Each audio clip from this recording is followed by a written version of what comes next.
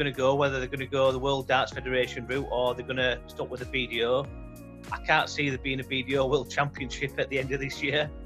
You were kind of a new Carl Anderson. Not quite, but yeah. It only takes me about a week to grow this anyway. So in 3 years, I went from being a pub dart player to being one of the best dart players in the world.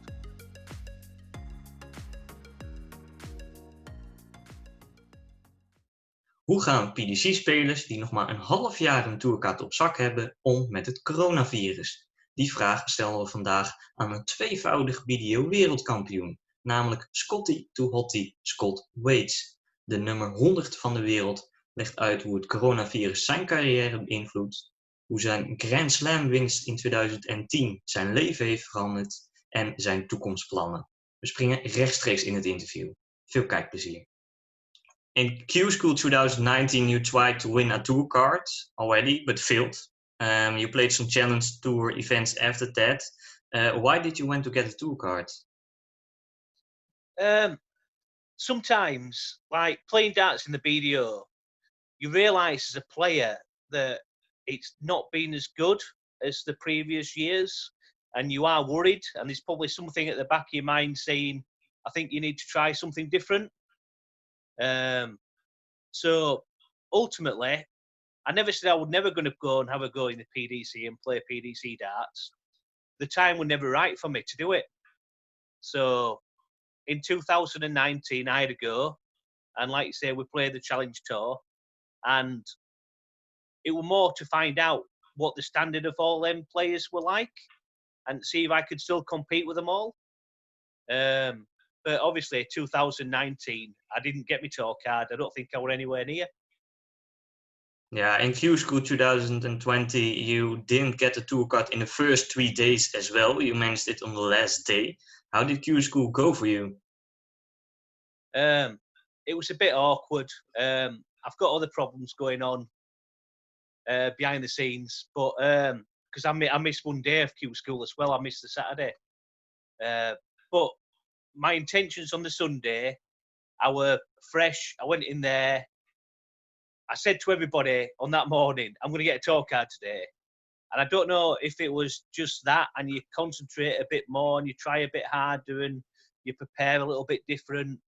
And some of the games, I had some really tough games all day, but at the end of the day then, you managed to win all your games and get the tour card, which is, I mean, it was brilliant for the first 6 weeks of the Pro Tours that we were playing in, and then it just come to a halt. Yeah, you had your tour card for 6 months now, but you only played 2 months, because the 15th of March was your last official game on the Player Championships. Do you feel hungry to play again?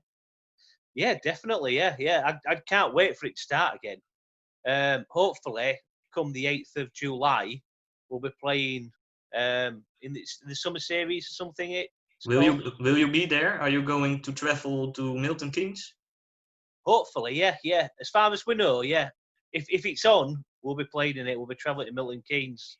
It's about 2.5 hours drive from my house, but you know, it's not that bad. At least it's in the same country for us. You have played the BDO since 2004, a pretty long time. You are even a 2-time world champion in 2013 and 2016. How is it for you to see that the BDO is having such a hard time now with money problems?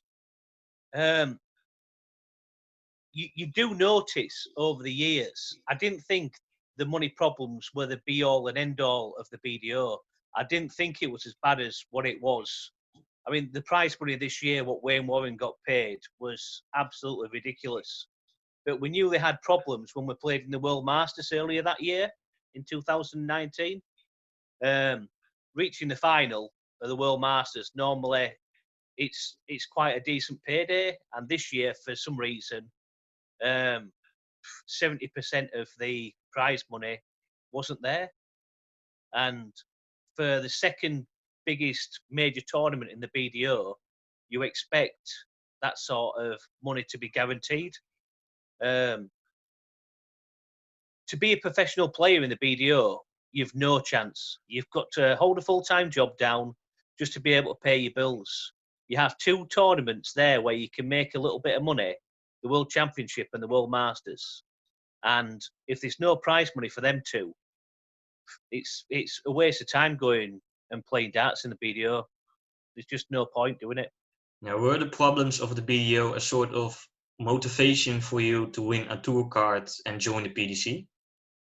Yeah, definitely. I still talk to a few other guys in the BDO at the minute, and they're stuck between a rock and a hard place.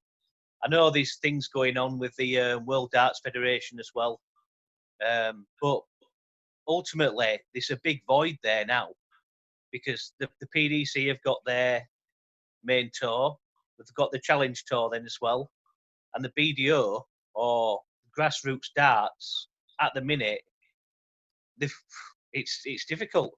All the competitions, they don't know which way they're gonna go, whether they're gonna go the World Darts Federation route or they're gonna stop with the BDO. I can't see there being a BDO World Championship at the end of this year. So a lot of them, some of them depend on that little bit of income just to get them by, and I don't think there's going to be any income for them whatsoever. Yeah, you weren't the only BDO player to win a tour card. Glenn Durant, Martijn Kleermaker, even Lisa Aston, they managed to win a tour card. Do you still talk to those people at the circuit? Yeah, we still say hello. I've always said hello, like, to Martin Clearmaker. Wesley Arms were another one that got one, wasn't he? So we still see them sort of guys. I think Lisa has been, for a lady to achieve a tour card under them sort of conditions. I mean, she played awesome for 4 days to achieve her tour card. So you can't take anything away from her at the minute. But I just feel like we've lost. I don't know what the PDC are going to do. I don't know if they're going to try and cram some more games in for us this year. But I just feel like this year it's a bit of a write-off as far as darts is concerned. What were your first experiences at the PDC circuit? I was putting quite a lot of practice in around Christmas and just after, preparing obviously for our World Championship in the BDO and then for Q School. So I knew that I was playing pretty well in my own mind. But then when you get to playing,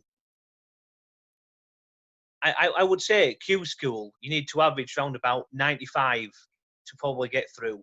When it comes to then the main tour events, if you don't average around about 100, you're not going to win many games. And I think that's the sort of standard that everybody needs to look up to.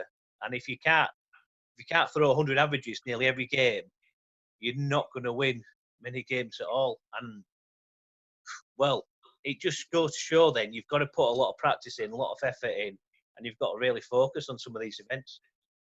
I have to say, in the period of Corona, you have grown a big beard, didn't you? You were growing a lot. You were kind of a new Kyle Anderson. Not quite, but yeah, it only takes me about a week to grow this anyway. It doesn't take a long time. No. Now, I want to take you back to maybe one of your favorite moments in your darting career, winning the Grand Slam of Darts in 2010. What is it with you and the Grand Slam? You are the only BDO player to win such a tournament and get the best results, a semi-final, quarter-final, a final. Did you already think back then, I can join the big guys? I did then, yeah. So my serious darts started when I won the Dutch Open in 2007. I didn't play much darts before that. And then, obviously, then I qualified for the Grand Slam 2009, 2010. All my friends told me how good a player I was, but I didn't actually believe it. And then, so in 3 years, I went from being a pub dart player to being one of the best dart players in the world. But at that time as well, I was practicing for at least 2 hours, 2.5, 3 hours a day. So I was doing my job at work, and then I was coming home and practicing every night. So I did put a lot of practice in just to try and see how far I could progress. But then to go and see, I've played a lot of the PDC players. Most of them played in the BDO anyway before. But I played them at the UK Open and the World Darts Trophy in Holland. We've played that a few times. So I knew what to expect. And then you just got to go and just play your game. Just play your game on stage. And my game seemed to suit stage play. So I played quite consistent for the full week when I won the Grand Slam in 2010. And I got lucky in the final. So you win it. What was your feeling after that? Because for winning the Grand Slam, you did receive a cash prize of £100,000. Did that change your life? It did really, yeah. But £100,000, by the time you've paid your tax on it and everything else, it's not £100,000. So it just went, and I paid off the mortgage, some of the mortgage that we had left on the house. So that's just basically where the money went. But it still didn't give me enough money to pack my job in and, have a go at darts full time. Yeah, you also played the UK Open in 2008 as one of the 32 pub players. Has your past helped you to move forward? Yeah, definitely. I feel that to do all these little events, and even like that in 2008, you had to go through and qualify at maybe 3 different venues. And I think then we went to the Reebok Stadium in Bolton for that one. So to actually get to the Reebok Stadium, you might have played 10, 15 games of darts and knocked out 10 or 15 people before that. And then you get to play all the PDC guys then as well. So it's not easy that. Well, it wasn't easy at them days. It's I wouldn't say it's easy now neither to qualify for it. But them sort of games then, you get like game hardy to it. So it's just about you going there, trying your best. Hopefully you keep getting through these games and you keep making these big finals. Yeah, and now the PDC had to come with a PDC home tour because of Corona. How did it feel to play again, but from your own living room? Well, my dartboard's on my landing, so to be honest, it's good because it was competitive games, and it was competitive games against really good players. Again, you've got to play well. Yeah, you even managed to win your first group. Yeah. So I think I played well, but I feel like I am playing well again. I'm nearly back up to, I would say I played my best darts round about 2010, but that's when I was putting a lot of practice in. And now I'm practicing again a lot more, especially after packing my job in. I feel that my game is just getting better and better all the time. You quit your job to become a full-time professional player at the PDC. Have you come back to work? No, I've not gone back to work. It's a bit difficult packing your job in, and then the coronavirus starts. It's just one of them, bad timing for me. So hopefully, come the 8th of July, we get back playing proper darts with the PDC.